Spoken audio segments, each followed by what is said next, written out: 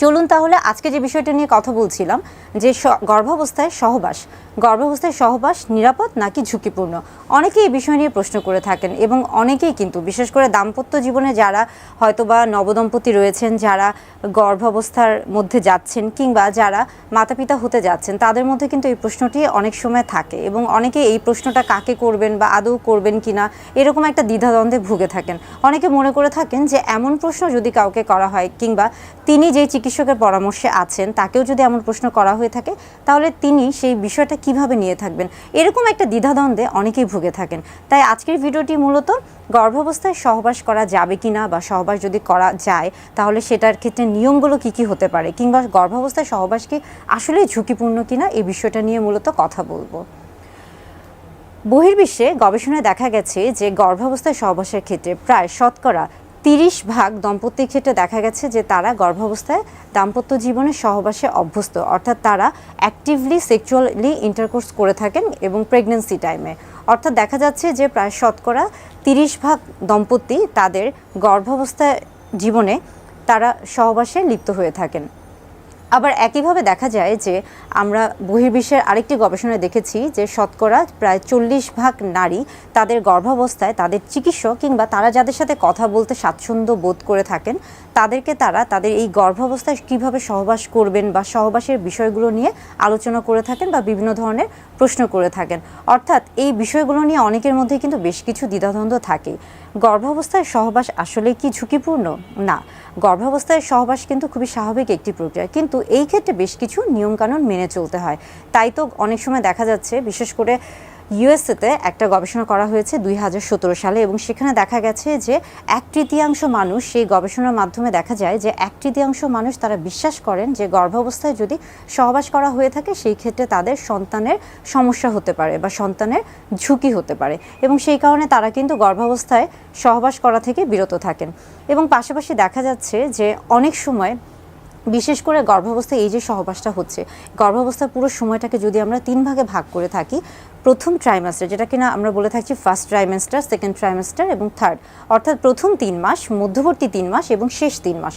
প্রথম 3 মাসের ক্ষেত্রে যদি খেয়াল করা হয়ে থাকে সেই ক্ষেত্রে সহবাসের সংখ্যাটা একটা গড়ে একটা পরীক্ষায় দেখা গেছে যে সেটা অনেক সময় অনেকের ক্ষেত্রে বা অনেক দম্পতির ক্ষেত্রে সেটা হয়তোবা গড়ে 20 বার পর্যন্ত হয়ে থাকে এবং মধ্যবর্তী পর্যায়ে বা মধ্যবর্তী যে 3 মাস রয়েছে সেখানে সেটা অর্ধেক হয়ে যায়, অর্থাৎ সেটা 20 থেকে 10-এ চলে আসে এবং শেষ যে ট্রাইমেস্টার রয়েছে বা শেষ যে 3 মাস রয়েছে সেখানে দেখা যায় যে আরও অর্ধেক হয়ে যায়, অর্থাৎ সেই সংখ্যাটা গড়ে 5 বারের মতো হয়ে যায় বা 5 বারের চেয়ে কম হয়ে যায়। অর্থাৎ প্রাথমিক পর্যায়ে যখন তিনি হয়তোবা বুঝতে পারেন না যে তিনি আসলে গর্ভধারণ করেছেন কিনা এবং সেই সময় দেখা যাচ্ছে যে সহবাসের সংখ্যাটা বেশি থাকে এবং আস্তে আস্তে যখন মধ্যবর্তী একটা অবস্থানে চলে আসেন তখন যেহেতু শারীরিক বিভিন্ন প্রক্রিয়ার একটা পরিবর্তন চলে আসে ভিতর থেকে এবং বাহির থেকে, একটা বিভিন্ন ধরনের পরিবর্তন আসে নারীর মধ্যে, সেই কারণে দেখা যায় যে মধ্যবর্তী যে 3 মাস রয়েছে সেখানে আস্তে আস্তে সহবাসের সংখ্যাটা কমতে থাকে, অর্থাৎ আস্তে আস্তে একটা অনীহা তৈরি হতে থাকে এবং শরীরে যেহেতু একটা হরমোনের তারতম্য দেখা যায়। এবং পাশাপাশি দেখা যাচ্ছে যে শেষ যে 3 মাস রয়েছে এই 3 মাসে সবচেয়ে কম, এটার কারণ হচ্ছে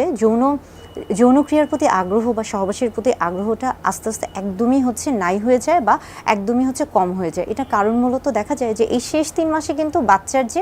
গঠন, দৈহিক গঠনটা খুব দ্রুত বৃদ্ধি পেতে থাকে এবং এই ক্ষেত্রে কিন্তু মায়ের শরীরের ভিতরেও একটা শারীরবৃত্ত একটা প্রক্রিয়া বা একটা পরিবর্তন দেখা যায় এবং আস্তে আস্তে দেখা যাচ্ছে যে তার মধ্যে একটা অনীহা আসে, অনেক সময় বমি বমি ভাবটা অনেক বেশি বাড়তে থাকে এবং শারীরিক বিভিন্ন নানাবিধ সমস্যা দেখা দিতে পারে, যার কারণে সহবাসের সংখ্যাটা গড়ে কমে যায়। অর্থাৎ আমরা বলছি যে গর্ভাবস্থায় যে সময়কাল রয়েছে প্রথম 3 মাস, মধ্যবর্তী 3 মাস এবং শেষ 3 মাস, এই প্রত্যেকটি প্রথম থেকে শুরু করে শেষ পর্যন্ত যত দিন আগাতে থাকবে বা বাড়তে থাকবে সহবাসের প্রতি আগ্রহ বা অনীহাটা তত বেশি বাড়তে থাকবে। এবং আরেকটা গবেষণায় দেখা গেছে, এই সবগুলো গবেষণা কিন্তু বহির্বিশ্বে করা হয়েছে এবং সেই গবেষণা দেখা যায় যে গর্ভাবস্থায় দম্পতিদের ক্ষেত্রে বিশেষ করে বেশ কিছু দম্পতির ক্ষেত্রে দেখা গেছে যে তাদের মধ্যে শতকরা 50% দম্পতি তারা গর্ভাবস্থায় সক্রিয়ভাবে সহবাসে সক্রিয় থাকছেন বা হচ্ছে সহবাসে সক্রিয় ভূমিকা পালন করছেন। এখনও অনেক জায়গায় কিন্তু বেশ কিছু ভ্রান্ত ধারণা রয়েছে গর্ভাবস্থায় সহবাসের ক্ষেত্রে, এবং সেই কারণে কিন্তু গর্ভাবস্থায় অনেক ক্ষেত্রেই সহবাসকে নিরুৎসাহিত করা হয়। এটা বেশ কিছু কারণ রয়েছে, কারণ দেখা যাচ্ছে যে গর্ভাবস্থায় স্বাভাবিকভাবে যে নিয়মগুলো মেনে চলার কথা ছিল, হয়তো বা অনেকে সেই নিয়মগুলো মেনে চলেন না, এবং যার কারণে দেখা যায় তিনি এমনিতেই স্বাস্থ্য ঝুঁকিতে থাকেন। এবং এছাড়া দেখা যাচ্ছে যে অনেক ক্ষেত্রে, বিশেষ করে বহির্বিশ্বে আরেকটা গবেষণা হয়েছে, এবং সেই গবেষণা দেখা গেছে যে 1/3 দম্পতি তারা শেষ যে 3 মাস রয়েছে, গর্ভাবস্থার শেষ যে 3 মাস রয়েছে কিংবা থার্ড ট্রাইমেস্টার, সেই ক্ষেত্রে দেখা যায় যে তারা মূলত ওই সময়টাতে তাদের সহবাস থেকে, তারা দাম্পত্য জীবনের সহবাস থেকে বিরত থাকেন, যেটাকে আমরা বলে থাকছি যে দাম্পত্য জীবনের সহবাস থেকে তারা একদমই বিরত থাকছেন, যেন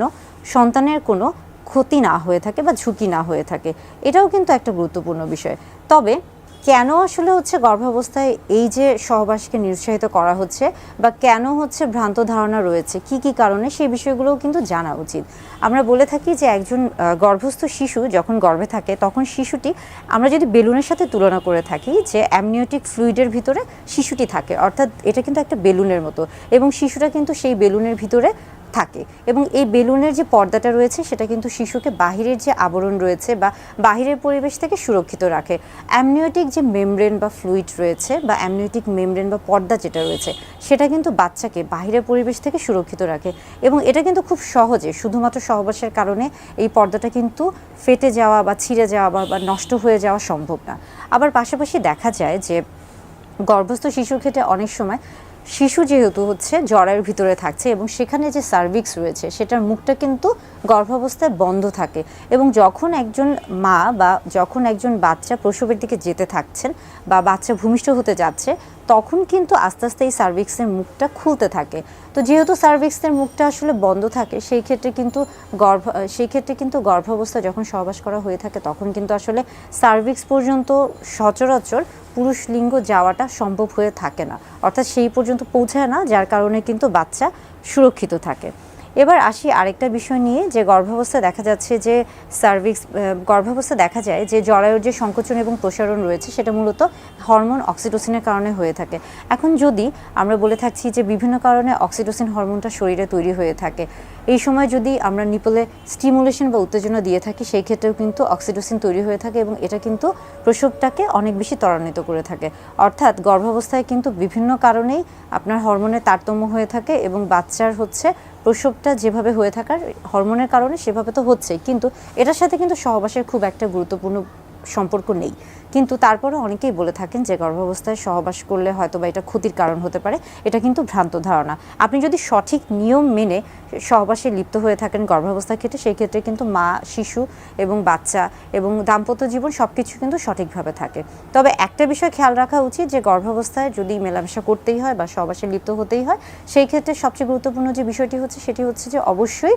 প্রোটেকশন নেওয়া বা সুরক্ষিত রাখা। সেই ক্ষেত্রে কন্ডম খুব গুরুত্বপূর্ণ ভূমিকা পালন করে থাকে, কেননা গর্ভাবস্থায় দেখা যায় যে গর্ভস্থ শিশু এবং মা ইতিমধ্যেই একটা ঝুঁকির মধ্যে থাকে। সেই ক্ষেত্রে যদি আপনি কন্ডম ব্যবহার না করে গর্ভাবস্থায় যদি আপনি সহবাসে লিপ্ত হন, অনেক ক্ষেত্রে কিন্তু সেক্সুয়ালি ট্রান্সমিটেড যে ইনফেকশনগুলো রয়েছে, অর্থাৎ যৌনবাহিত যে জীবাণুগুলো রয়েছে, সেগুলো দ্বারা কিন্তু মা এবং বাচ্চা দুজনেই কিন্তু খুব সহজেই সংক্রমিত হতে পারে, এবং তারা হচ্ছে যৌনবাহিত যে রোগগুলো আছে সেগুলোতে ভুগতে পারে। যার কারণে বলা হয়ে থাকে যে গর্ভাবস্থায় যদি সহবাসে লিপ্ত হতেই হয়, সেই ক্ষেত্রে অবশ্যই উচিত কন্ডম ব্যবহার করা। এবং আরেকটা ভ্রান্ত ধারণা রয়েছে, অনেকে মনে করে